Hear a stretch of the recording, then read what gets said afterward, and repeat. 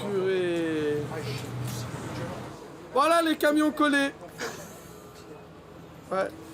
Impressionné par le film qu'il voit dans ce casque de réalité augmentée et en même temps pas si surpris, Mohamed, chauffeur routier depuis 12 ans, basé à Chambéry.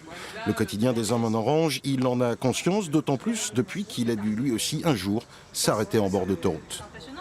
J'ai eu un problème sur un pneu qui a éclaté.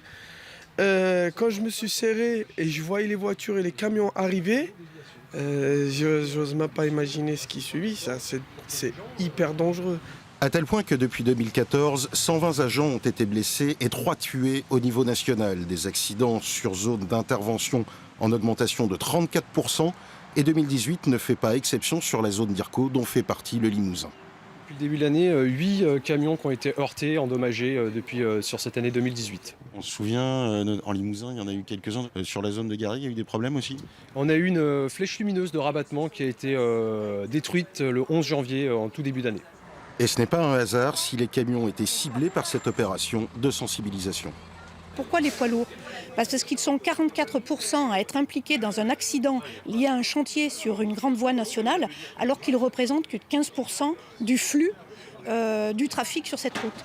Mais poids lourds, auto, moto, une intervention en cours, un seul réflexe, ralentir, puis si possible changer de fil. Même quand on croit se traîner derrière son volant, en bord de route, c'est un bolide qui rase les gilets orange. Pour quelle raison ce soir